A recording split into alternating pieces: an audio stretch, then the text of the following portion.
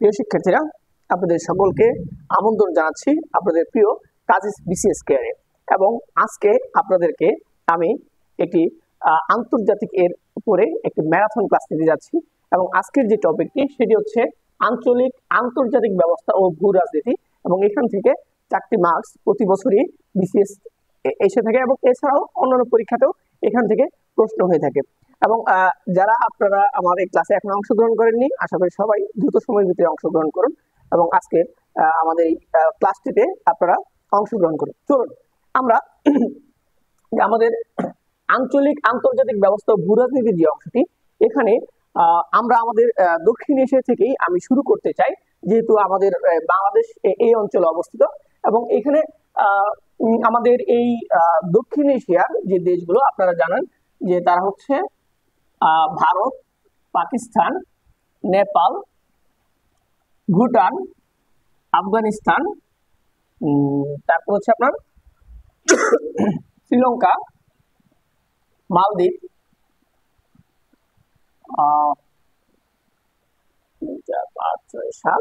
তো আরেকটি হচ্ছে আমি বাংলাদেশকে বাদ দিয়েছি, বাংলাদেশ। তো এখন আমরা ক্রমান্বয়ে সবগুলা দেশ নিয়ে একটু আলোচনা করব। এবং প্রথমে আমাদের যে প্রতিবেশী দেশ তারা হচ্ছে ভারত। তারপর হচ্ছে এখন এখানে যে বিষয় হচ্ছে ভারত সম্পর্কে আসলে অনেক বিস্তারিত আলোচনা করতে হয়।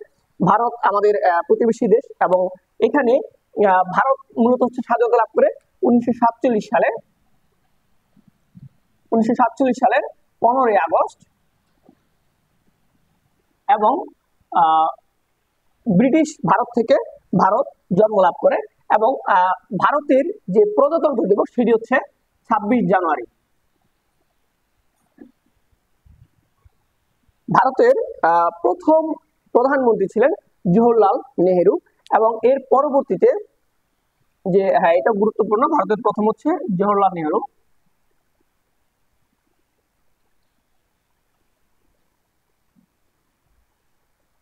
তো ভারতের পরে আমরা দেখছি হচ্ছে এখানে ভারতের এখানে আরো গুরুত্বপূর্ণ যে ব্যক্তিগুলো রয়েছে, ভারতের গুরুত্বপূর্ণ ব্যক্তি রয়েছে এপিজে আব্দুল কালাম। এপিজে, ওনাকে বলা হয় যে পারমাণবিক বোমার জনক। পারমাণবিক বোমার জনক হচ্ছে ভারতের এপিজে আব্দুল কালাম এবং উনি কিন্তু ভারতের রাষ্ট্রপতিও ছিলেন।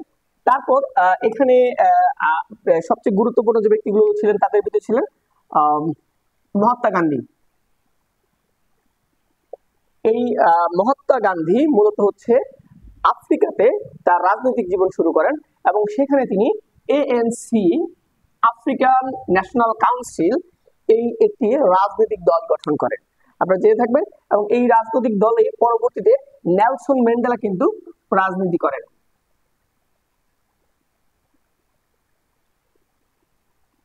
তো এখানে এই মহাত্মা গান্ধীর মহাত্মা উপাধিটি কিন্তু রবীন্দ্রনাথ ঠাকুর দিয়ে থাকেন। তো এই উপাধি রবীন্দ্রনাথ। এখানে ভারতের স্বাধীনতায় মহাত্মা গান্ধীর অনেক বড় একটি অবদান থাকে। এরপরে ভারতের আরো কিছু উল্লেখযোগ্য যে ব্যক্তিগুলা, তাদের ভিতরে আছে সরোজিনী নাইডু। তিনি কংগ্রেসের প্রথম মহিলা সভাপতি ছিলেন। এবং এরপরে আছেন দাদাভাই নওরোজি, যাকে হচ্ছে ভারতের কি বলা হয়, আপনার কোকিল বলা হয়। তো তারপরে যে বিষয়টি যে আপনাদের এখানে আরো গুরুত্বপূর্ণ যে বিষয়গুলো থাকে, তাদের ভিতরে রয়েছে যে ভারতের সাথে পাকিস্তানের যে যুদ্ধগুলো হয়, এবং এটি কিন্তু খুবই গুরুত্বপূর্ণ। ভারত পাকিস্তান এর যুদ্ধ, পাক ভারত যুদ্ধ।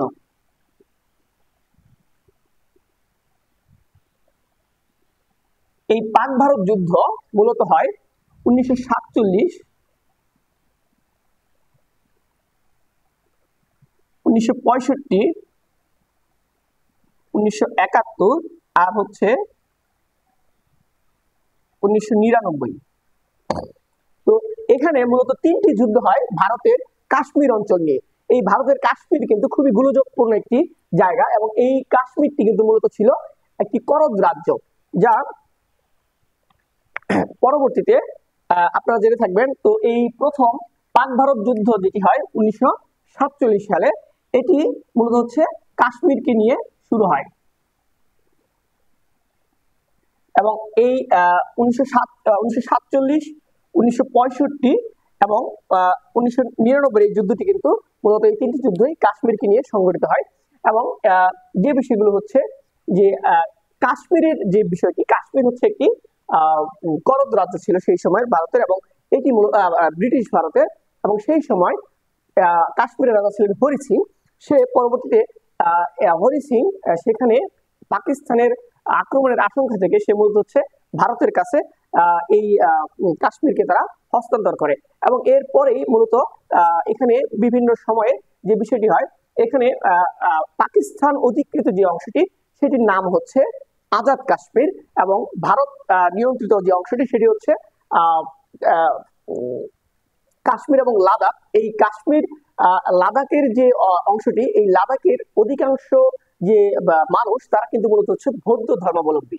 এবং আপনারা জেনে থাকবেন যে এখানে কাশ্মীরের একটি অংশ কিন্তু চীন দখল করে নেয়। সেটি হচ্ছে 1962 সালের যে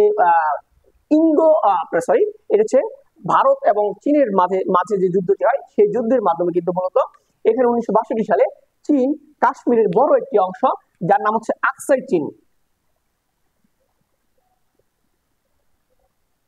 আকসাই চীন, এটি 1962 সালে চীন দখল করে নেয়। তো এই কাশ্মীরের অংশটি নিয়ে এখানে সবচেয়ে গুরুত্বপূর্ণ যে তথ্যগুলো রয়েছে, যে একটি হচ্ছে এলএ লাইন অফ কন্ট্রোল, আরেকটি হচ্ছে এলএসি, একটি হচ্ছে এলসি, আরেকটি হচ্ছে line of actual control. LC হচ্ছে মূলত মানে লাইন অফ কন্ট্রোল যেটি, সেটি হচ্ছে ভারত এবং পাকিস্তান